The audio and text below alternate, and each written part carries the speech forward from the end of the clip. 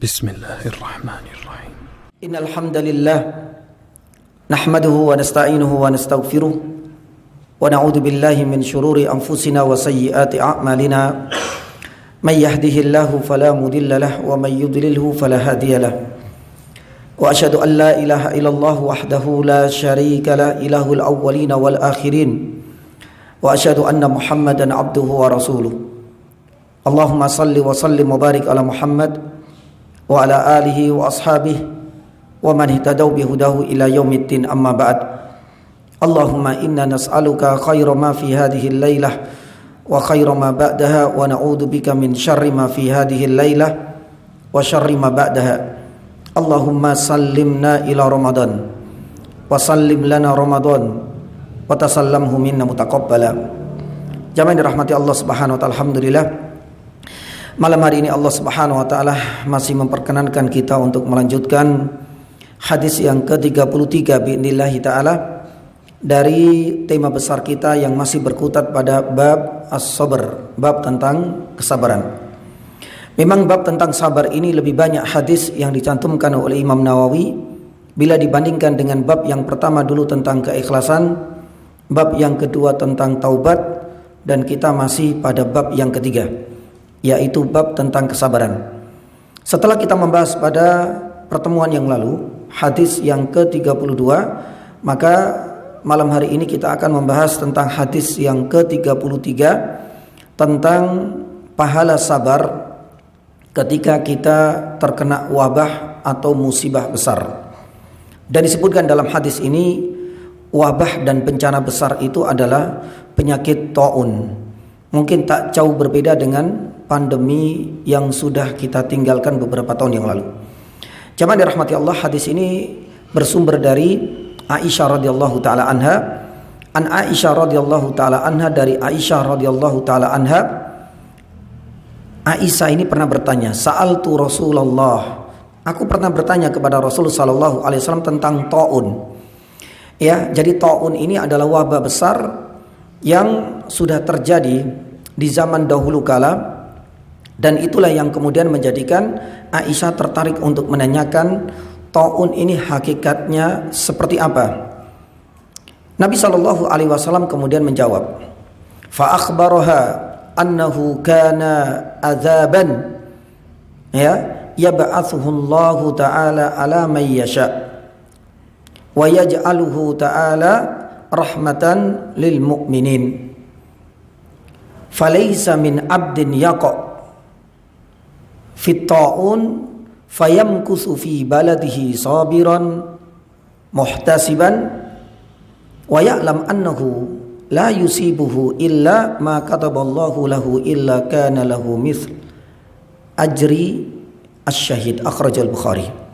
Nabi sallallahu alaihi wasallam ketika ditanya oleh Aisyah tentang taun itu seperti apa, subhanallah, Nabi sallallahu alaihi wasallam menjawab dengan panjang lebar. Jarang ketika Rasul sallallahu alaihi wasallam ditanya itu biasanya menjawab dengan singkat dan padat.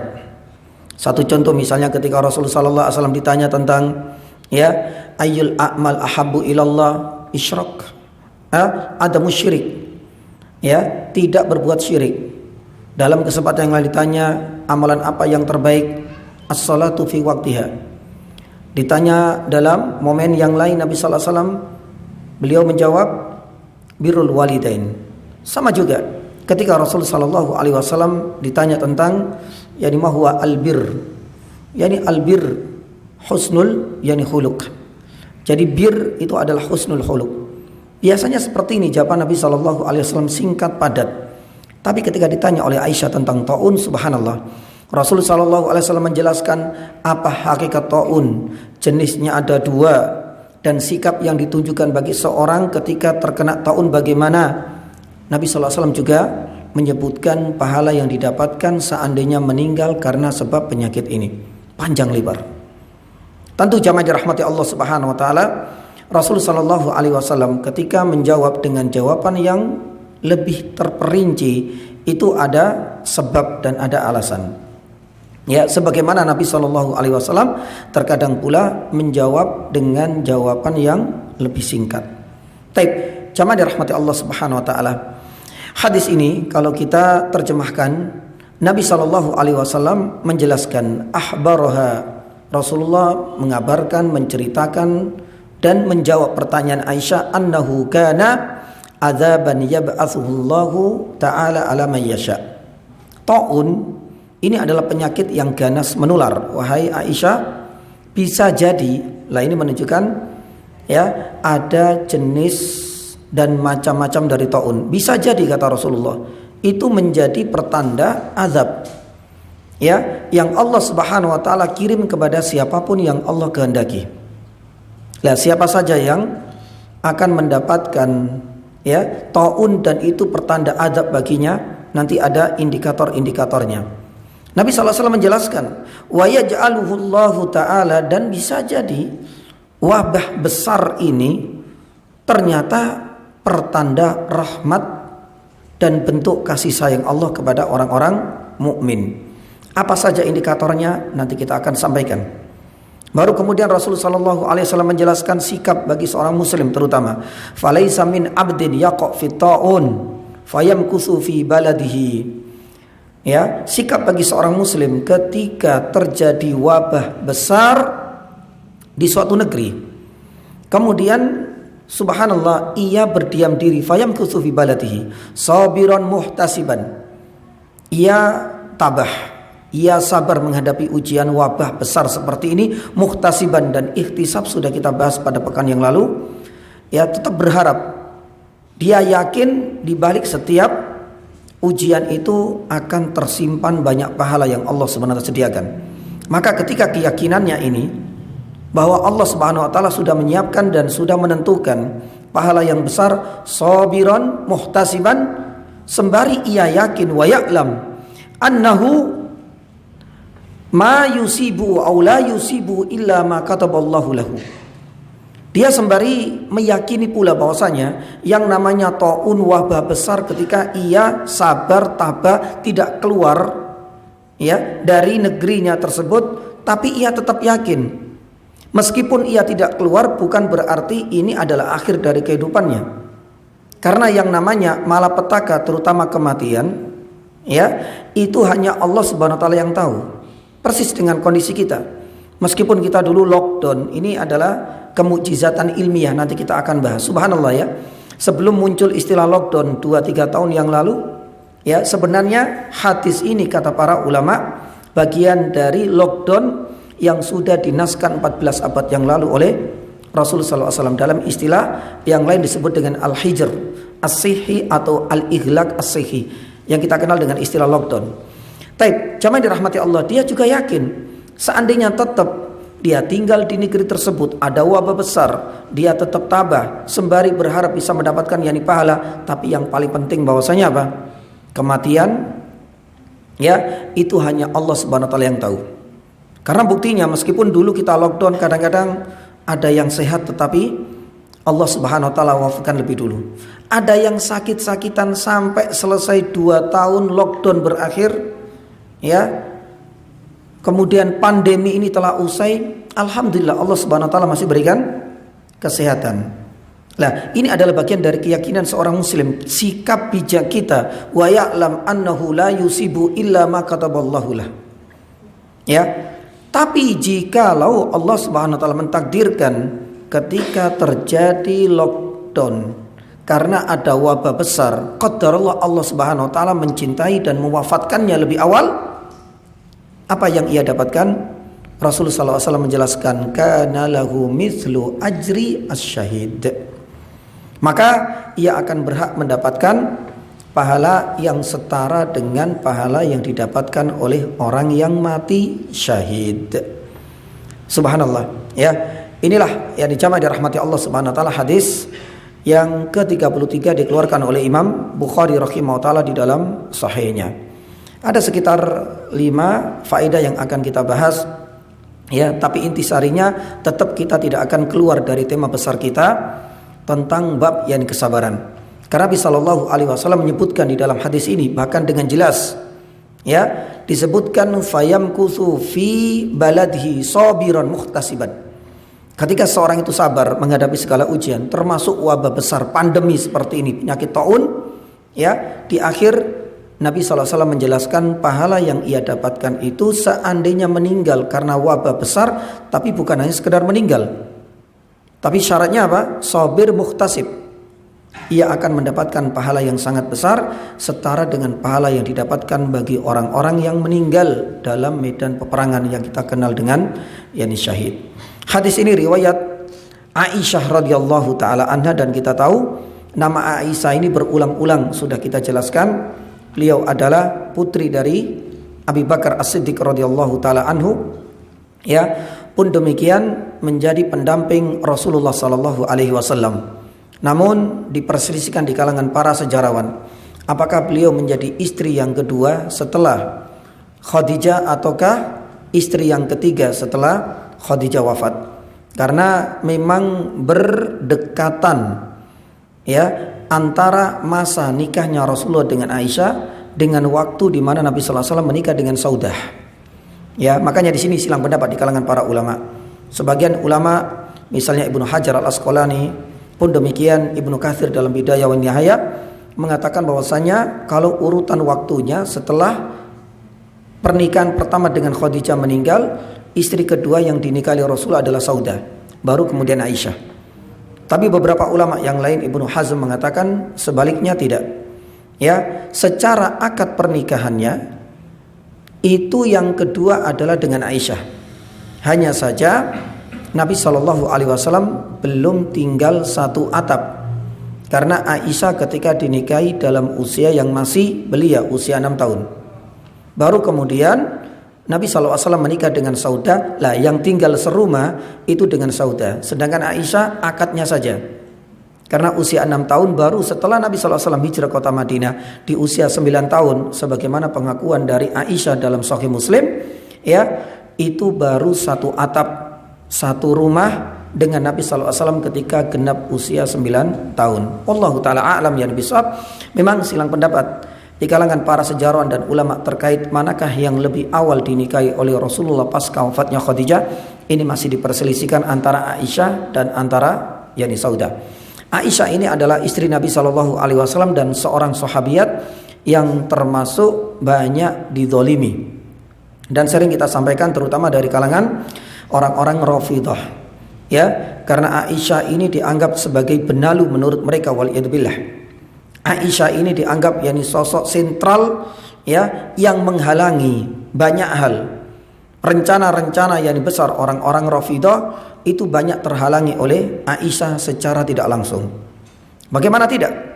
Ya, karena Aisyah radhiyallahu taala anha jamaah dirahmati Allah Subhanahu wa taala di antaranya menjadi penghalang keutamaan yang diraih oleh wanita yang sangat dikultuskan oleh orang-orang Rafidhah, yaitu Fatimah. Karena mereka lebih menganggap Fatimah lebih unggul, lebih mulia, lebih afdal. Maka adanya Aisyah ini dianggap sebagai penghalang. Makanya kemudian ya Aisyah ini dituduh, dicaci, dihina, bahkan kemudian disebut dengan gelar-gelar yang buruk, yang tentunya ini adalah sebuah kebohongan dan penistaan atas nama besar Aisyah radhiyallahu taala anha. Ya, pun demikian Aisyah ini dianggap sebagai penghalang menurut orang-orang Rafidhah yani juga.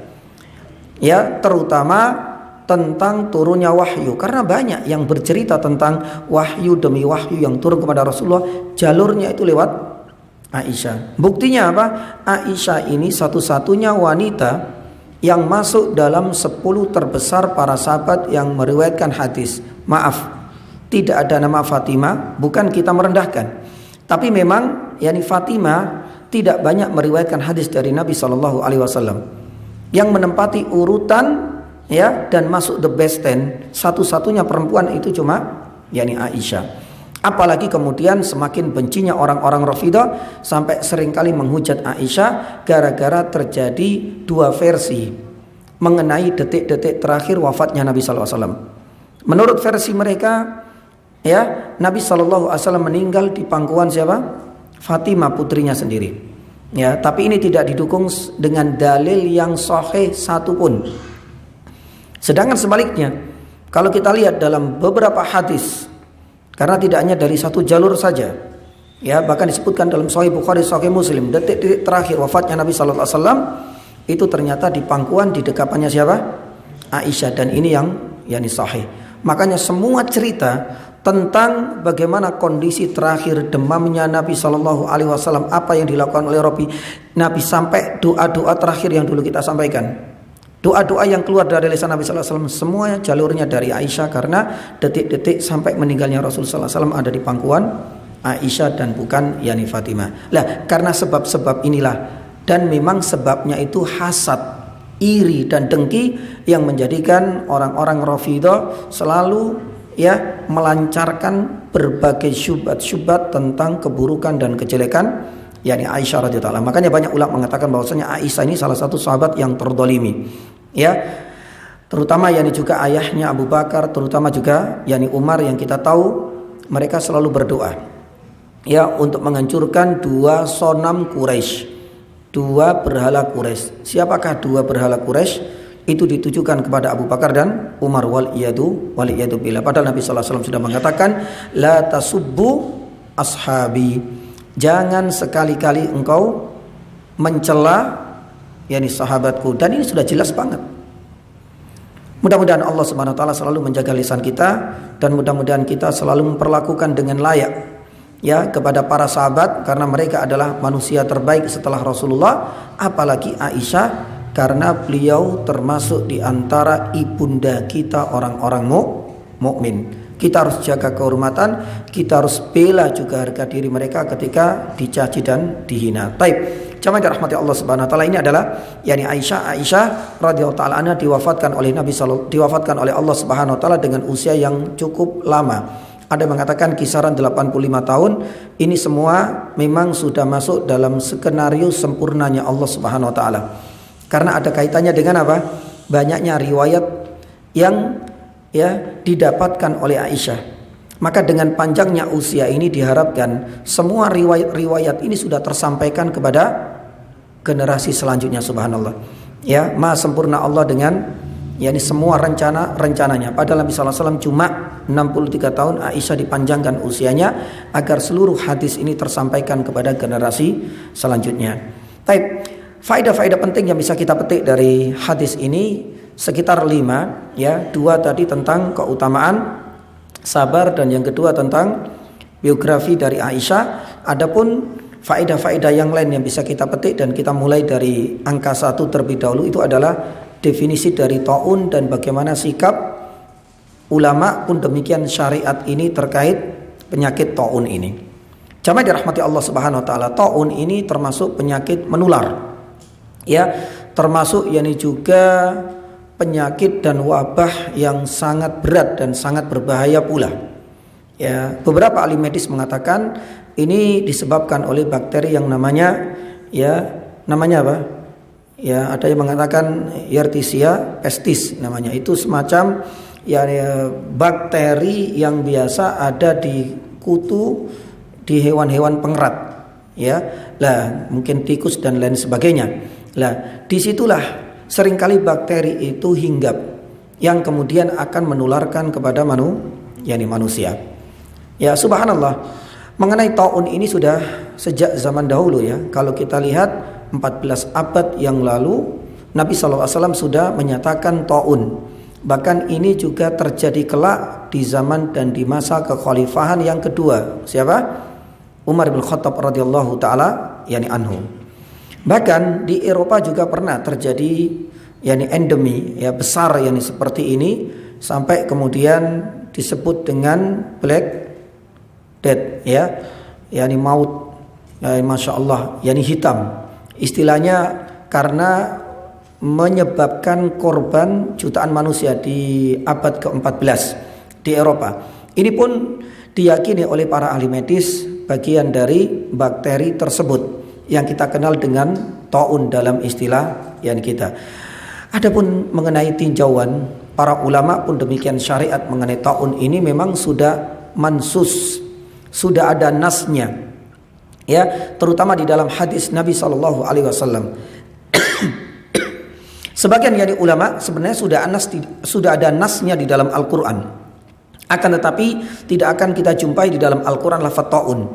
Hanya para ulama ilmu tafsir itu mengatakan bahwasanya taun ini salah satu di antara azab yang Allah segerakan di dunia dan ditujukan kepada Bani Israel.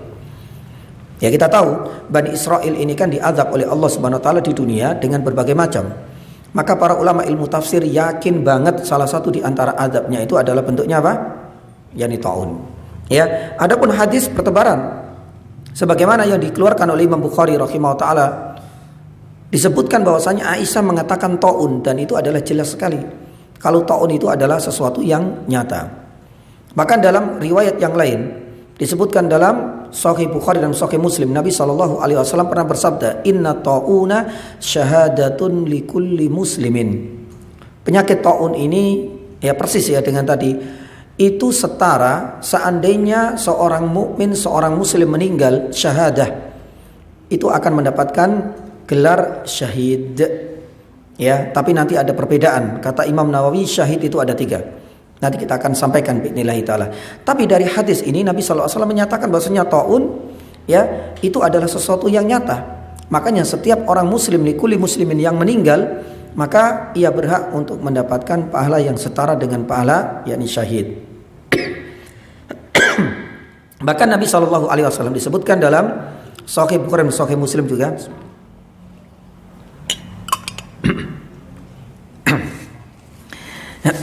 terkait yakni sikap seorang muslim yakni jamaah itu ada 2. Hanya saja yang ada di dalam hadis yang tadi kita sebutkan itu cuma 1 sikap. Ketika seseorang terkena taun tapi sudah di dalam negerinya. Ya. Tapi kalau seandainya kita posisinya di luar, lah di sini Nabi sallallahu alaihi wasallam pernah menyebutkan. Ya, idza sami'tum bihi idza sami'tum yani bihi bi ardin fala taqdamu alaihi. Kalau posisimu lagi di luar nih, di negeri tertentu itu sedang terkena taun, kata Nabi sallallahu alaihi wasallam, fala taqdamu alaihi, jangan engkau datangi. Ya, jangan engkau masuk ke negeri tersebut ketika terjadi wabah besar yakni taun. Ini adalah sikap bijak karena Nabi sallallahu alaihi wasallam mengarahkan kepada kita. Adapun sebaliknya, wa idza waqa'a bi ardin, ketika taun itu melanda sebuah negeri, wa antum biha, sedangkan antum di mana? Kita di dalam negeri itu. Nabi SAW mengatakan fala takhruju firaran minhu, jangan sekali-kali engkau keluar dari negeri itu ketika taun itu sudah mewabah kemana-mana, firaran minhu, ya sebagai bentuk untuk melarikan diri dan menyelamatkan diri, itu nggak boleh. Dan itu adalah sikap ya yang sudah ditunjukkan, yang sudah dibagikan oleh Nabi SAW bagi kita ketika terjadi wabah yakni taun. Akhrajul Bukhari yakni dan Muslim. Nah, ini adalah bukti bahwasanya taun itu adalah sesuatu yang nyata. Kalau seandainya nggak nyata, tak mungkin Nabi SAW memberikan solusi-solusi seperti ini. Oleh karenanya, taun ini benar-benar terjadi pula di masanya Khalifah yang kedua Umar bin Khattab radhiyallahu taala anhu. Dalam sebuah riwayat yang sahih, ya, Umar bin Khattab ini pernah ingin sidak ke negeri Syam. Ya, tapi dalam perjalanan qaddara ma syaa ma fa'al, Umar ini mendapatkan informasi bahwasanya Syam ini sedang terkena wabah taun. Akhirnya Umar kemudian raja, beliau kembali ke kota Madinah. Disitulah kemudian Abu Ubaidah ibnu Al-Jarrah bertanya kepada Umar bin Khattab, afiraran min qadarillah, apakah kembalimu itu, pulangmu itu tidak jadinya engkau wahai Amirul Mukminin karena engkau ya ada rasa takut atau khawatir atau lari dari takdir Allah Subhanahu wa taala? Ya, Umar bin Khattab radhiyallahu taala anhu Amirul Mukminin kemudian menjawab, ya, nafirru min qadarillahi ila qadarillah. Umar bin Khattab memberikan satu pelajaran berharga, ingin memberikan satu pesan dan edukasi penting kepada kita, dan itu dilewatkan lewat riwayat ini kepada Abu Ubaidah ibn al-Jarrah. Ya, artinya dari ucapan Umar ini menunjukkan satu, bukannya aku takut yakni dengan penyakit taun, tapi ini adalah bagian amalan bisunnatir Rasul. Nabi sallallahu alaihi wasallam mengatakan demikian kan tadi. Kalau seandainya ada taun dan kita posnya di luar, jangan dekati, fala taqdamu alaihi. Itu sebenarnya pesan pertama yang ingin disampaikan, pun demikian dengan kita. Adapun yang kedua, karena Abu Ubaidah sudah mengait-ngaitkan dengan takdir Allah, apakah engkau ada rasa takut terkena ini? Apakah engkau ingin lari dari apa yang sudah ditakdirkan oleh Allah Subhanahu wa taala? Ya, sekalian Amirul Mukminin Umar bin Khattab menjelaskan bahwasanya kita pulang, kita balik ke kota Madinah ini adalah bagian dari kita menjalani takdir Allah. Makanya beliau mengatakan nafirru min qadarillah ila yani qadarillah. Artinya nggak ada sangkut pautnya dengan kekhawatiran apa yang sudah ditakdirkan Allah.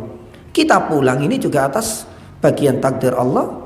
Kita seandainya maju pun itu juga bagian dari takdir Allah. Tapi masalahnya kita balik ini amalan bisunnati Rasul. Karena Nabi SAW pernah mengatakan demikian. Fala taqdamu alai, jangan dekati, jangan engkau masuki. Nah, ini menunjukkan bahwasanya ta'un itu sudah ada juga ya di zamannya Umar bin Khattab radhiyallahu taala anhu. Makanya Abdullah ibn Abbas radhiyallahu taala anhu pernah mengatakan bahwasanya inna ta'una rijsun ya ursila ala bani Israil wa ala man kana qablakum. Baru kemudian menyebutkan tadi wa idza sami'tum bihi ya bi ardin fala taqdamu yani alaihi. Abdullah ibn Abbas ini ingin memberikan komentar terhadap bentuk-bentuk siksa yang menimpa Bani Israel. Ya, dan Bani Israel ini kan kita tahu saking sering ngeyelnya, saking sering bantahnya Allah Subhanahu wa taala, sering kali yang juga menurunkan hukuman bagi mereka. Nah, di sini kemudian Abdullah ibnu Abbas mengatakan di antara sekian banyak azab yang disegerakan oleh Allah kepada Bani Israel, itu salah satunya kata Ibnu Abbas taun. Bahkan ta'un itu dianggap sebagai rijsun, sesuatu yang najis, menjijikkan. Ursila ila bani Israil wa ala man kana qablakum. Itu dulu yang pernah menimpa Bani Israel. Nah, jamaah dirahmati Allah Subhanahu wa taala. Bahkan yani tidak hanya dalam riwayat hadis maupun asar dari para sahabat, misalnya Umar pun demikian dengan Abdullah ibnu Abbas. Bahkan yani para ulama banyak yang kemudian mengarang dalam kitab-kitab mereka ulasan khusus tentang yani ta'un ini. Ya, salah satunya adalah Ibnu Hajar Al-Asqalani. Beliau punya kitab yang sangat bagus, yani Badlu Al-Ma'un fi Fadli At-Ta'un. Ya, dalam kitab ini dia membahas tentang fadilah, keutamaan ta'un. Nah, nanti kita akan sampaikan. Nabi SAW sudah menjelaskan bahwasanya ta'un itu bisa jadi azab, bisa jadi apa? Rahmat. Tapi dalam pembahasan ini Ibnu Hajar Al-Asqalani lebih banyak membahas dan mengulas tentang keutamaan dari ta'un ketika dikaitkan bagi orang-orang mukmin. Dalil-dalilnya juga disertakan. Pun demikian dengan Ibnu Al-Qayyim rahimahullah dalam kitabnya Zadul Ma'ad, itu juga mengulas banyak tentang sebab-sebab ta'un itu apa saja, indikatornya itu seperti apa, dan itu juga nanti kita akan kutip sebagian. Ya, pun demikian dengan Imam An-Nawawi rahimahullahu taala. Makanya Imam Nawawi rahimahullahu taala itu pernah mengatakan ketika mensyarah hadis yang ada di dalam Sahih Muslim. Tadi sudah kita sampaikan salah satunya adalah apa? At-ta'un syahadatun likulli muslimin. Ini diriwayatkan oleh Imam Bukhari pun demikian Imam Muslim. Imam Muslim mengatakan apa? Inna ta'una syahadatun liman sabara wahtasaba. Itu menunjukkan bahwasanya ta'un itu nyata, ta'un itu penyakit yang menular, ya, dan sikap kita sebagai seorang muslim sudah ditunjukkan oleh Umar yani tadi. Kapan saatnya kita harus sabar dan kapan saatnya kita harus menghindar sebagaimana solusi yang sudah ditawarkan oleh Nabi SAW dalam hadis yang sahihnya. Jamaah dirahmati Allah, ini adalah tentang ta'un hakikatnya dan tinjauan para ulama dan syariat mengenai hal ini. Yang kedua, yang bisa kita petik dari hadis ini adalah tentang jenis-jenis dan macam-macam ta'un. Karena Nabi SAW menyebutkan ta'un itu bisa menjadi adab dan bisa menjadi rahmat. Makanya para ulama ketika membahas ta'un ini tidak dalam tinjauan ahli medis. Kalau ahli medis, pembagian dan jenis-jenis ta'un ya itu nanti mereka punya jawaban tersendiri. Tapi yang kita bahas ini adalah tentang apa? Efek ya yang dikaitkan dengan objek yang terkena ta'un ini. Maka ta'un itu dibagi menjadi dua. Imma ayyakuna ya azaban wa imma ayyakuna rahmatan. Ta'un itu kalau dikaitkan dengan objeknya bisa menjadi azab, ya, dan yang kedua bisa menjadi rahmat. Lah, apa indikator? Ini penting. Apa indikator ta'un itu menjadi azab? Lah, ada beberapa indikator yang dikemukakan oleh para ulama. Ta'un meskipun sama-sama kena, ya kayak kemarin lah, ya, pandemi kemarin kan, COVID itu menimpa semuanya. Negara muslim kena, negara kafir juga kena. Bahkan jangankan gitu, satu daerah, satu kampung yang di situ dihuni muslim dan muslim, ya semuanya kena. Bahkan yang meninggal pun yang tidak pilih-pilih. Lah, disinilah sikap yang kita sebagaimana yang ditunjukkan oleh Nabi SAW dalam hadis ini, ternyata kalau dilihat dari objeknya bisa itu pertanda azab dan bisa itu adalah bagian dari bentuk rahmat. Kemudian dikembangkan oleh para ulama, apa indikator ta'un yang sampai menimpa seseorang itu adalah bagian dari azab Allah yang diserahkan di dunia? Ada 3 indikator. Indikator yang pertama, kalau seandainya ta'un yang sampai menimpa seseorang hingga meninggal itu menimpa orang-orang kafir, orang-orang munafik, maka berarti pasti itu adalah azab. Gak mungkin apa? Gak mungkin rahmat. Ya, makanya Nabi SAW jelas mengatakan bahwasanya ketika ditanya oleh Aisyah yang tadi, annahu kana adzaban yab'atsullahu ta'ala ala may yasha. Bahkan dengan jelas Ibnu Abbas mengatakan inna ta'una rijsun, menjijikkan, ursila ala bani Israel, ya, wa ala man kana yani qablakum. Berarti ini adalah benar-benar azab. Ya, indikator pertama kalau seandainya menimpa kepada orang-orang non muslim, pun demikian orang-orang munafik, orang-orang fasik akbar tentunya. Ini yang pertama. Kemudian indikator yang kedua, jamaah dirahmati Allah, itu menjadi azab.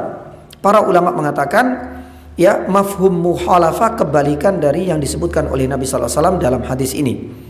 Ketika menimpa orang-orang yang bukan orang yang sabar dan tidak bisa memetik pahala di balik ujian yang menimpanya. Makanya para ulama mengatakan bahwasanya kalau seandainya seseorang yang terkena ta'un ini lam yakun sabiran wa lam yakun muhtasiban, berarti ini adalah bagian dari bentuk apa? Azab. Bukan apa?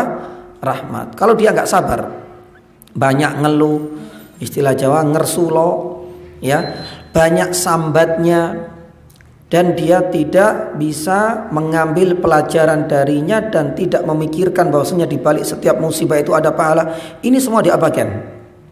Kalau memang demikian, para ulama sepakat yakni bahwasanya ini adalah bagian dari bentuk yakni azab. Makanya jamaah dirahmati Allah Subhanahu wa taala, ya, Imam Ibnu Qayyim rahimahullah taala pernah mengatakan bahwasanya inna ta'un, kata beliau, azabun, rahmatun liman sabara wahtasaba wa azabun liman jazaa wa sakhita. Jadi Imam Qayyim mengatakan apa? Ta'un, penyakit ini itu bisa bersayap. Ada kalanya dia adalah rahmat, tanda kasih sayang Allah, tapi bagi siapa? Liman sabar, bagi orang yang sabar, wahtasab, dan yakin bisa memetik pahala di balik setiap musibah yang mengenainya. Tapi ingat, kadangkala ada sisi lain. Ya, kata Imam Al-Qayyim, wa adzabun liman jaza wa sakhit. Bagi orang yang banyak sambatnya, banyak keluhannya, benci, murka, tidak suka, tidak ridho dengan yang sudah ditetapkan oleh Allah Subhanahu wa taala, jangan harap ini adalah bagian dari bukti rahmatnya Allah, enggak mungkin. Ibnu Qayyim mengatakan ini malah sebaliknya menjadi tanda apa? Azab yang Allah Subhanahu wa taala segerakan. Nah, ini adalah indikator yang kedua. Indikator yang ketiga, jamaah yang dirahmati Allah Subhanahu wa taala, yang terakhir, ya, kapan ta'un itu menjadi azab? Ketika menjamur kemaksiatan dan tidak ada orang yang mengingkarinya. Nah, ini tidak harus pada orang-orang kafir. Bisa terjadi di kalangan komunitas kaum muslimin ketika kemaksiatan dibiarkan. Kemaksiatan diekspos sebesar-besarnya. bahkan dianggap sebagai bentuk hiburan lah, dianggap yakni sebagai bentuk mengekspresikan apa? Ya, aurat sebenarnya. Ya, atau mungkin dengan alasan-alasan yang lain. Ini adalah bagian dari bentuk untuk memperlihatkan skill joget misalnya. Ya, ini skill katanya, Pak. Lah, kalau memang kemaksiatan seperti ini dibiarkan menjamur di mana-mana, banyak orang yang meniru sampai mengakar kuat menjadi sebuah budaya. Kalau sudah budaya susah. Ya. Kemudian tidak ada satupun orang yang berani atau mungkin sengaja tidak mau mengingkarinya. Hati-hati. Ya, ketika tiba-tiba terjadi taun, maka sudah dipastikan taun itu bukan menjadi pertanda rahmat, tapi sebaliknya ini adalah azab. Nabi SAW pernah bersabda, ya, dalam sebuah riwayat, lam tadhhar al-fahishatu fi qaumin hatta yu'linu biha. Hati-hati ya. Nabi SAW mengatakan bahwasanya tidaklah ada sebuah kemaksiatan dosa yang dilakukan oleh suatu kaum sampai kemudian mereka mengiklankan. Artinya apa? Menampakkan secara terang-terangan tanpa ada rasa malu, tanpa ada rasa sungkan. Padahal itu dosa, kemaksiatan. Bahkan diekspos secara besar-besaran, bahkan pelakunya merasa bangga. Hati-hati, dan ini sudah banyak terjadi pada negeri kita. Ya, pelaku kemaksiatan dikasih panggung, diekspos besar-besaran, bahkan dianggap sebagai bentuk yakni kebanggaan tersendiri. Waliyadzubillah, apa yang terjadi? Kalau memang itu yang terjadi, illa fasha fihim al-attaun wal auja allati lam takun madad fi aslafim alladina madaw. Akhrajahu Ibnu Majah wal Hakim wa sahahu Syekh Al-Albani rahimahullah taala. Pasti ketika itu terjadi, Allah Subhanahu wa taala akan segera turunkan berbagai penyakit. Al-auja salah satunya juga at-taun kata Nabi sallallahu alaihi wasallam. Ya, di mana penyakit wabah besar ini lam takun madad fi aslafihim, bisa jadi belum pernah terjadi pada umat-umat terdahulu. Waliyadzubillah.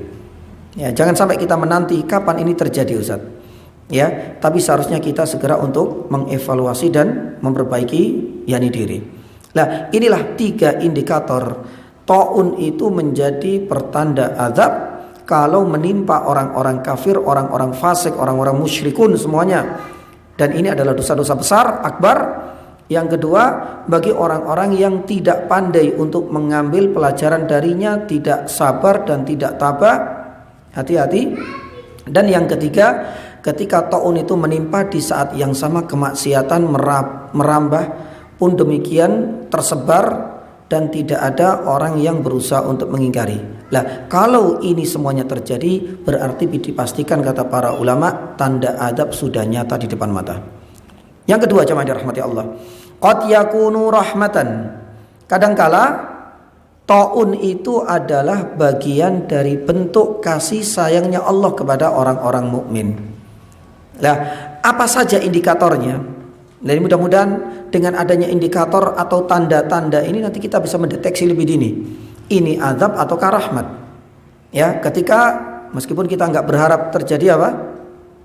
Lockdown yani lagi, yani pandemi lagi.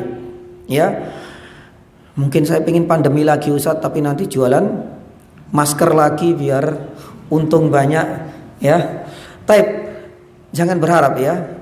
Kita tertimpa yakni adab yang Allah SWT segerakan seperti wabah besar ini. Lah, untuk masalah yang kedua atau jenis yang kedua ini para ulama mengatakan ada indikator-indikator tertentu. Yang pertama dan paling utama ada di dalam hadis ini. Liman sabara wahtasab.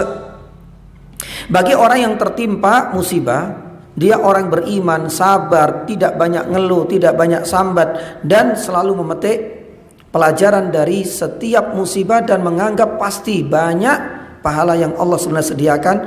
Ini adalah tanda orang itu ya sedang mendapatkan rahmat dari Allah, meskipun sama-sama mungkin ditimpa musibah dengan musibah yang sama diterima oleh orang-orang kafir. Ya, ini yang pertama. Indikator yang kedua, jamaah dirahmati Allah Subhanahu wa taala, ketika itu menimpa orang-orang mukmin dan bagian dari bentuk apa? Pengampunan dan pengguguran apa? Yani dosa. Ya, dan ini adalah indikator yang kedua bentuk rahmat Allah. Meskipun taun itu penyakit yang berbahaya, menular sampai menyebabkan kematian, tapi itu adalah tanda cintanya Allah, tanda rahmatnya Allah. Salah satu indikatornya itu akan bisa membebaskan dosa-dosanya. Hal ini didasarkan pada sebuah hadis sahih. Ya, disebutkan dalam Sahih Muslim, Nabi SAW pernah bersabda, "Ma yusibul muslim min nasabin wala wasabin wala hammin wala huznin wala adha wala ghammin hatta asyauka yushakuha illa kaffarallahu biha min khotoyahu."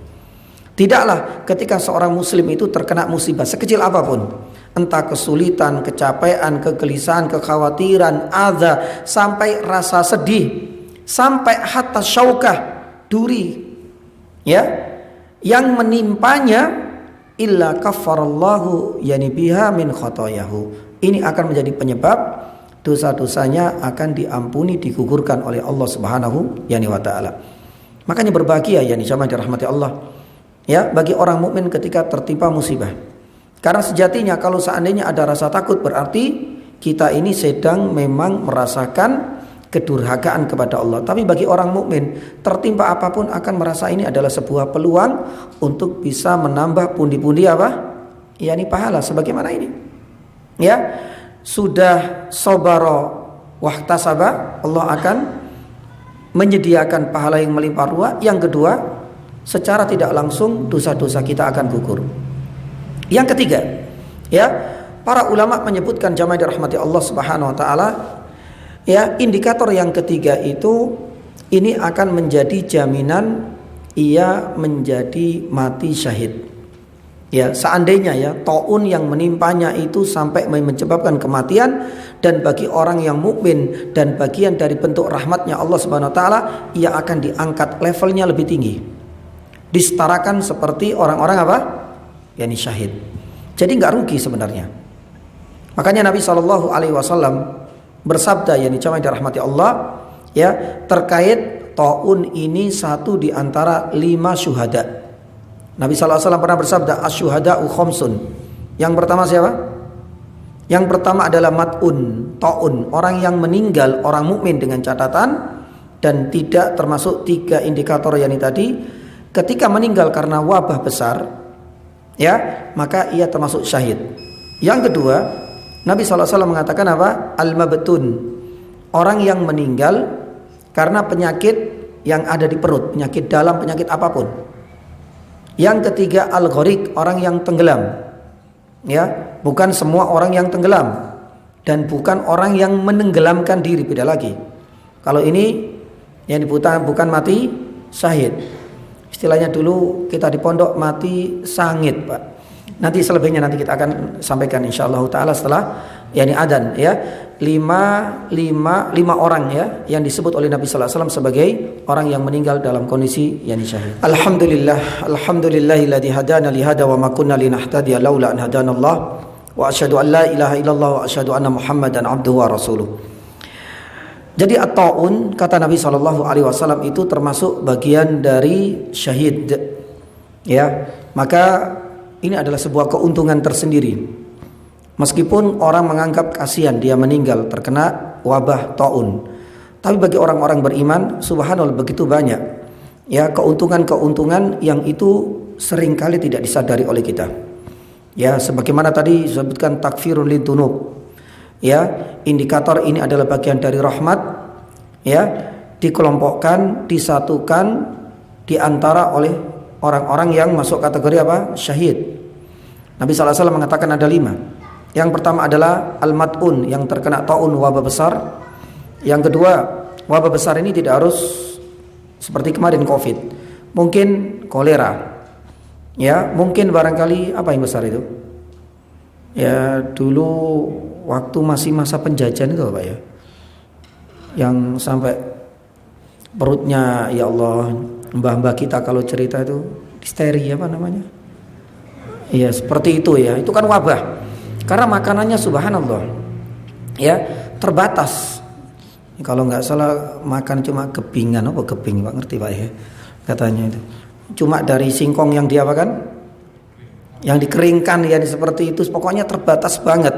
Kalau dibilang 4 sehat 10 sempurna itu juga nggak masuk sama sekali, wes pokoknya saono makanya sampai juga nggak sehat, menyebabkan apa?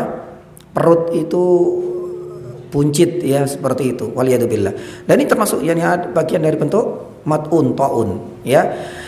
Nabi SAW mengatakan yang kedua adalah mabtun, orang yang meninggal karena penyakit ya dalam misalnya apapun ya, apapun jenisnya, entah itu penyakit hati, jantung dan lain sebagainya ya.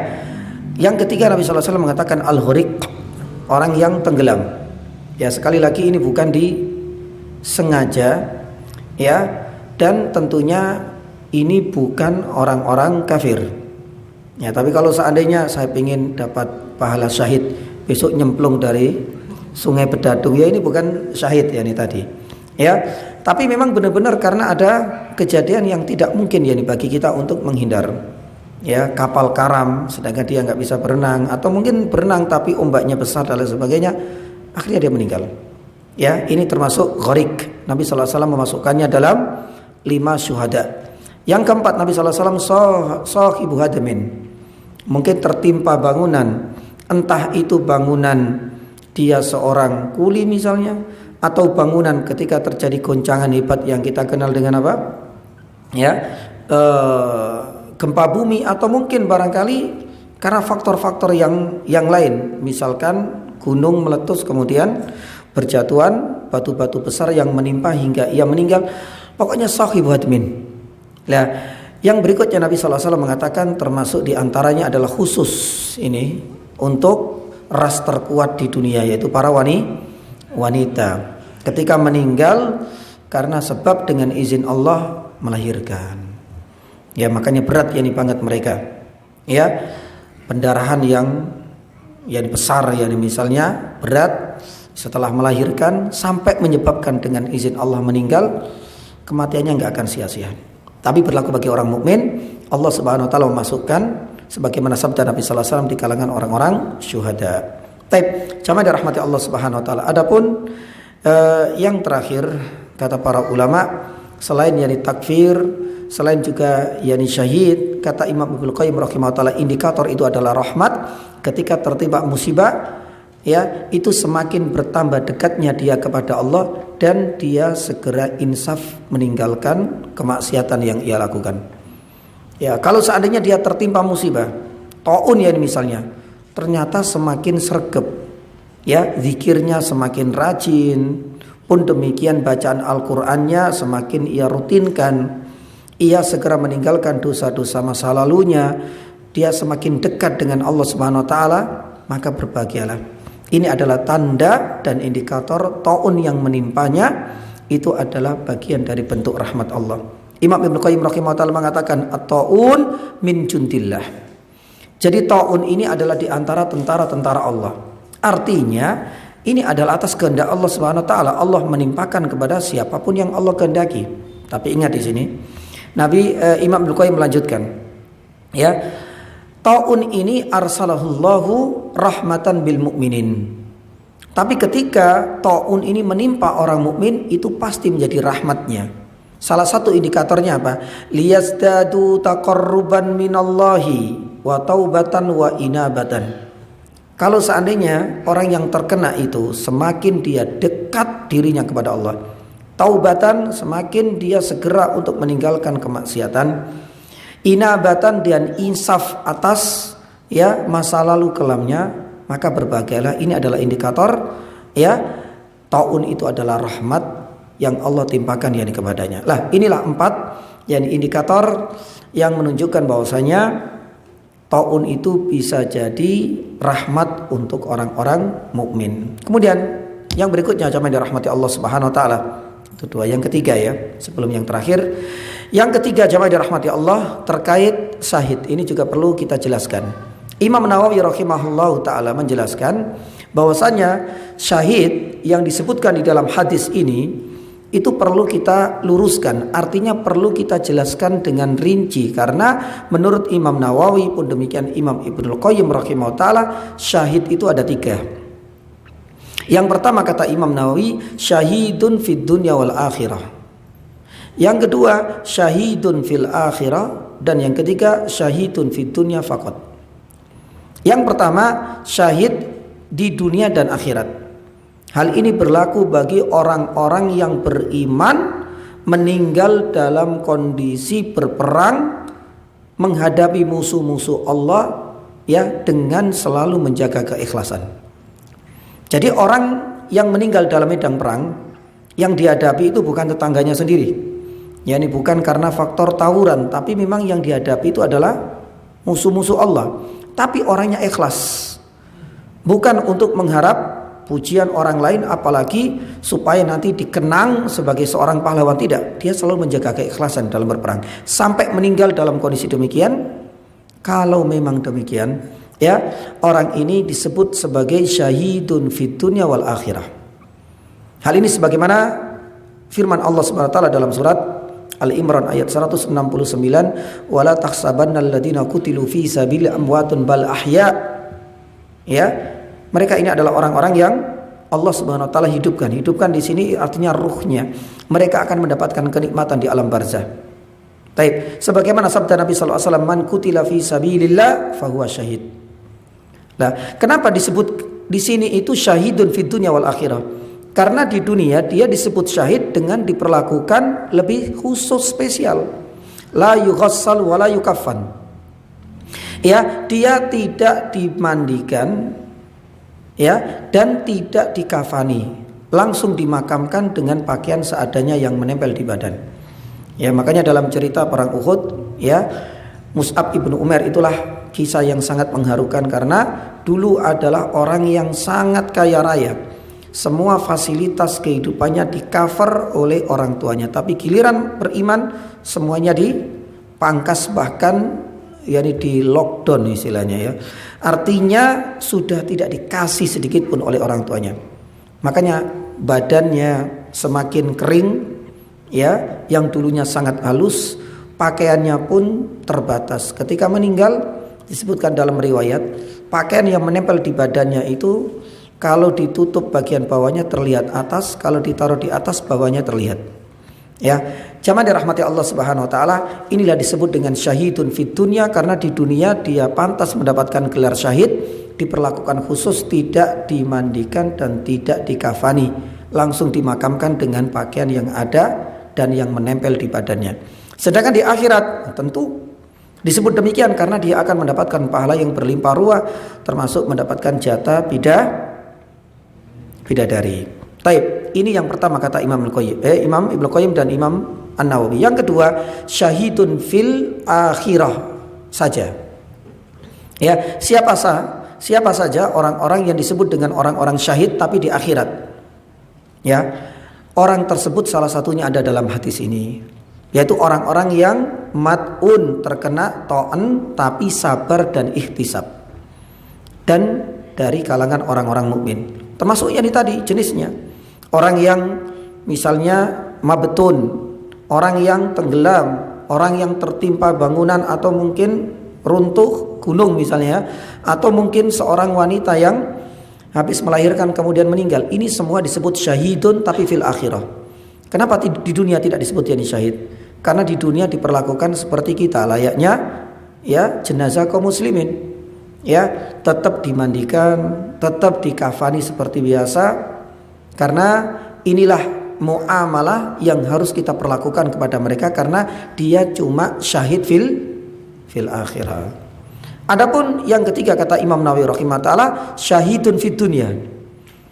Di dunia diperlakukan seperti, ya, orang yang meninggal dalam medan perang, tapi di akhirat dia tidak mendapatkan pahala. Siapakah? Ini adalah orang-orang yang meninggal dalam medan perang tapi tidak ikhlas. Dia berperang untuk mendapatkan gelar kehormatan, dia berperang karena riya, dia berperang karena ingin dikenang nanti sebagai seorang pahlawan. Ketika meninggal orang-orang seperti ini di dunia, ya diperlakukan seperti syuhada yang lain, tidak dimandikan dan tidak dikafani, tapi hanya sebatas syahidun fid dunya kata Imam Nawawi. Di akhirat kata Rasulullah SAW, huwa fin nar, dia di neraka. Eman, sangat eman banget.